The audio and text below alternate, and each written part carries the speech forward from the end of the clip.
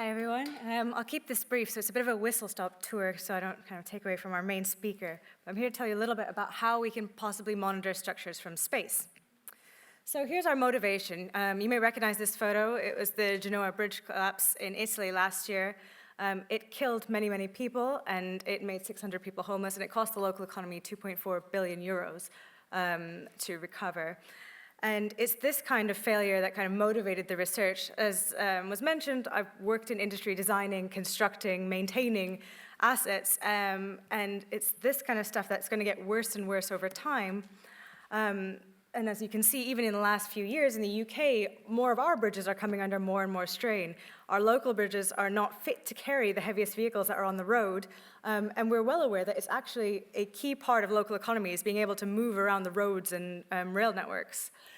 As asset owners become more and more financially restricted with what they can do, they end up having to deal with reactive problems as they pop up rather than planning out a preventive maintenance structure.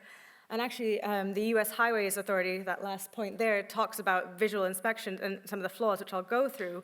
But one of the biggest concerns is actually this idea that climate change is happening. And in the UK, we tend to see it more and more with hotter summers, colder winters, and big flooding events, which I'll talk about a little bit more about how that might affect bridges, but it's something that's just going to become worse and worse over time.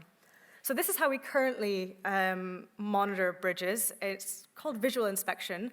So for example, Highways England have a general scheme where every 2 years, you get close enough to a bridge where you can see it. So I'll stand here and I can inspect something up here. It's only every 6 years where I'm actually physically close enough to touch the bridge and properly inspect it. So these are all photos from my graduate engineering days when I was running around under rail bridges. And when you're close enough to physically touch it, measure it, do it, something like that. But that's every 6 years. So if things like climate change are happening and events are occurring and the environment is changing in that period in between, there's whole swaths of time that we're not actually checking on what our bridges, tunnels, dams are doing. And in worst case scenario, you end up with tragic collapses. So this is the I-35 West Mississippi River Bridge in the US, which collapsed in 2009. But the terrifying thing about this particular collapse is that the forensic investigation after a bridge collapse revealed that the photos taken during the visual inspection showed a bowing out of a structural steel plate, which was the precursor to the failure. So it was there, it was seen, it was captured in a photo, but as humans, we don't always see everything when we're doing these visual inspections. They're very important to spot the anomalous results, but we miss key things. So my research is basically looking at how we can make use of these eyes in the sky. We're all familiar with satellites. We use them a lot on Google Earth. We use them a lot for weather forecasting and all kinds of things like that. But the particular type of satellites I'm looking at are satellites called radar satellites, SAR satellites. So we know about CSAR. These are SAR, synthetic aperture radar satellites. This particular constellation is German-owned, and it's called TerraSAR-X. And the process that I use to monitor structures is called interferometric synthetic aperture radar, INSAR. So essentially how this works is that it produces an image, as you can see in the top right, it looks like a black and white image, and it tells us it's a radar image instead of an optical image. So you can see it day and night through clouds and all of that kind of thing. But essentially what happens is the satellite passes over, and it sends a beam down to an object which reflects back, a little bit like speed radars, when the police kind of catch you going way too fast on the motorway. Similar to that. When the radar comes down again, if the object has moved a little bit, there's a shift in wave between the first one and the second one. And that shift is a fraction of a wave. A wave is about 3 centimeters long, and so what we're doing is between each image, we're measuring specific reflective points to millimeter scale accuracy. So from space, from 1,000 kilometers up in the sky, we're able to see millimeters of movement of certain objects. And so what can you use that for? Well, this is part of the City of London, and if you'll notice, does this work? Okay, I can't see that. If you look in the image, and you can see just north of the river, in the yellow-green area, there's an area of dark blue. And what that dark blue area shows me is part of London is settling. It is sinking down. And what that particular dark blue area is, that's the bank tunneling upgrade. So Bank Station recently tunneled a few new tunnels, which you can actually see the settlement of the buildings above the tunnel from space. And although that looks a little bit alarming, bear in mind we are measuring very, very small scale movements. So actually we're measuring about 2 centimeters movement of the Bank of England from space using these satellites. So instead of sending someone out there to monitor settlement and check that your buildings aren't settling too far, you can use satellites to monitor this over time. So how does this affect our bridges? Well, we can also use it to try and monitor bridges and how they move to try and predict problems. So this is the Tadcaster Bridge collapse, which collapsed in, I think it was 2015, after a period of severe flooding, and it cut the town in two, and it cost about $3 million to rebuild the bridge. It failed due to something called scour. So scour is one of the biggest causes of bridge failure in the world, and it gets worse and worse with flooding. Scour is effectively like a sandpapering of the ground underneath a bridge foundation. It creates a hole underneath it so that the bridge foundation is no longer supported, and when it's no longer supported, it's at risk of collapsing. But the way we monitor for scour is divers. We have to send people to go have a look at a scour hole. So one, if there is flooding, you can't really see the scour hole. And two, there's a good chance the diver, because of the water being murky, might miss it. And this happens a lot more than we kind of realize. There are many, many structures at risk in the UK of scour, and many, many collapses that happened. There are several instances in Scotland, Feltham, and Ireland where trains have actually passed over bridges that collapsed moments afterwards. So we're kind of a little bit too close to that possibility of a major catastrophe happening. And so what I did was use this CSAR process to study this bridge, so that's a photo of it before it collapsed, and looked at the images prior to collapse. So there was actually a video of capturing the collapse of this bridge, and you can see a clear dip. So what I wanted to do is see whether you could see in the images beforehand that clear dip before the fall. So I processed the radar images for a period of 2 years beforehand, and from the radar imagery, there's some clear points that reflect, which are basically the colored spots on the left-hand image. And specifically over the bridge, there are 8 key points. The red point is the area of the bridge which collapsed. And so we plotted those images one after one after one over a 2-year period over time. What did we get? Well, up until 2014, things are fairly steady. The bridge has a little bit of movement, a little bit of noise. 2015, it's all going fine. Then, when the flooding period started in about November 2015, there's one point that deviates well away from the other points. It goes a little bit further and a little bit further, and then before the collapse, we can see that it's moved at least almost a centimeter in movement. Now, in a 100-meter-long bridge, a visual inspection would not see that. You would never see that tiny amount of movement. But using the satellite data, you can see what is obviously an anomalous behavior in and amongst what is marked as regular behavior for the bridge. And so this provides us with an opportunity to catch these types of failures before they happen. Secondly, a piece of work I did was actually using it to monitor Waterloo Bridge. So this is a big historic bridge over the River Thames in London, which was suspected to have some problems. So Westminster City Council was doing some monitoring.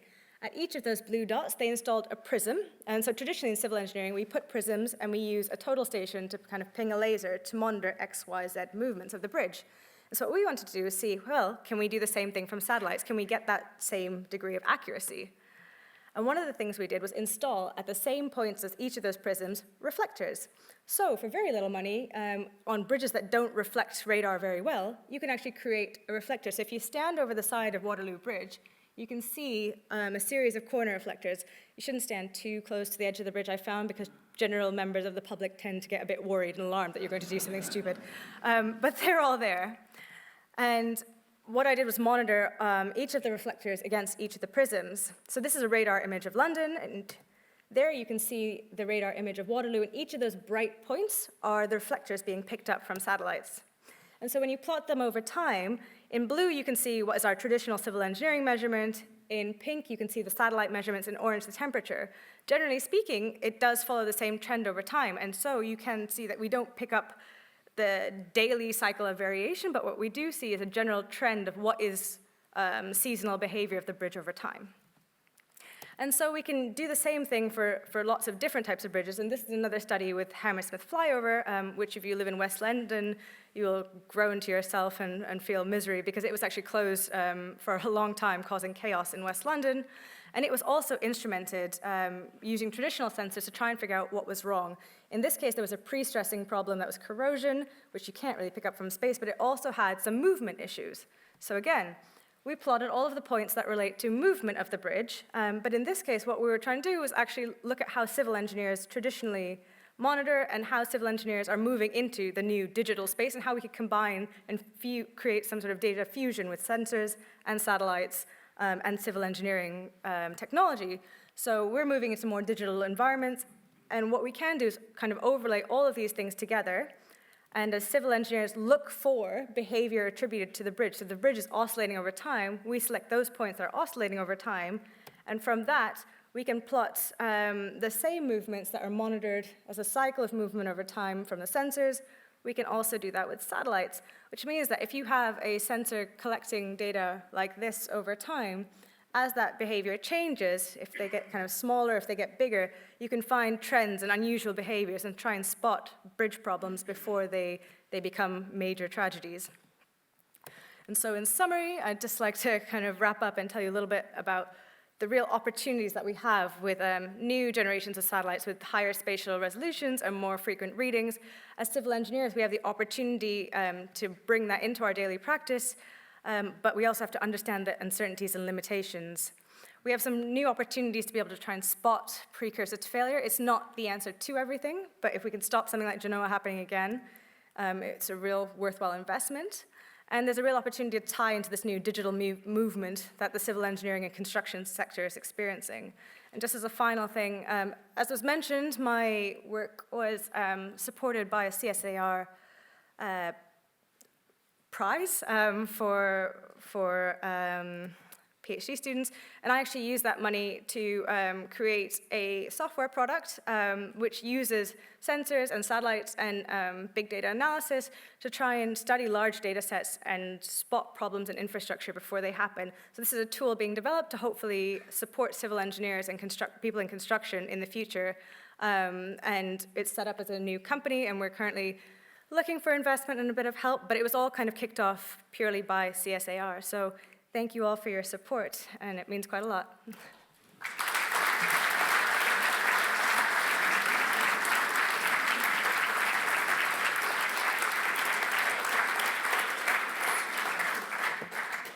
Thank you very much. Is this live? Sorry, I tried to run away. That was great, thank you, and really accessible and very interesting. I don't think you said whether Waterloo Bridge was safe or not. They're working on it. That's a non-committal answer. Questions, please. Do we have questions? Could we have the microphone assistants? There's one there. And John, if you get that side, I'll get this side. Do we have any questions? Thank you. I should warn you, I have had Is London Bridge falling down several times already. Should I start? The bridge in San Francisco, would you have picked that up with your satellite imagery before? Could that have been avoided by your satellite imagery? So it's like everything, I've simplified quite a lot of things, and different types of failure can be picked up. So if it was something that was slow-moving settlement or movement, or it basically depends on the type of collapse mechanism. So some things, like I said with Hammersmith, that main issue is corrosion. You can't pick up corrosion, but if you can pick up small-scale movements, then possibly. Could the technology be used for site selection before construction?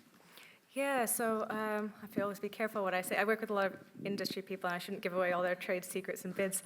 Yes, so one of the things I've been asked is for a scheme where they're monitoring a rail bridge, they want to know, because satellite data, one of the great benefits is that you have a huge archive of historical data. So one of the things they were looking at is, could we tell them how the ground around the bridge was moving in the 5 years before they were working on the bridge, so that as a construction company, they know what is their baseline for normal, and what, if they're doing something, whether it's as due to the construction work or due to, well, that's just what the land around naturally does. It's also good for monitoring things. So we saw about the tunnel settlement. You can also monitoring things like dewatering, taking water out the ground. So when they built Crossrail, they took a lot of water out the ground to put in shafts. It's also very useful for mining and that kind of illegal water extraction and that kind of stuff. But yes, it can be quite useful for site selection. Do you see your I don't want to say technique, but process being applicable to other sorts of collapse, like maybe sinkholes or something, trying to predict those before it happens? Yeah, so there's a number of different limitations with this type of technology, one of which is it's suited to slow-moving settlements because of the whole fractions of wavelength thing. So if you have a big thing, you get multiple wavelengths, and there's a bit of an ambiguity of how many sine waves you're kind of measuring. So for sinkholes, as long as there was a slow-moving precursor over time, yes, it would be quite useful to pick up. If it's something that in between two acquisitions happens very, very suddenly, not so useful. We'll make this the last question, thank you. Thank you. You're saying that you're measuring the distance to the object from the satellite. Is the satellite really in exactly the same position and the second time it comes around as you're measuring millimeters apart? It's not, and different satellite agencies have different levels of quality control for that process. So the Germans are quite good at it. So their satellites tend to come back to plus or minus 100, 200 meters to the same position, but what you do get is when you download all the images, you get very, very precise orbit data, so you can do all the corrections within that. Also, there's different reasons due to the viewing geometries about an image processing that you can, even if something's slightly different, you can align the images. So one of the processing points at the beginning is that you align all the images so that each object in each picture is in the same place. So the images might be shifted, but you're looking at the same point every time. Great, thank you very much. We'll wrap it up there. Could you thank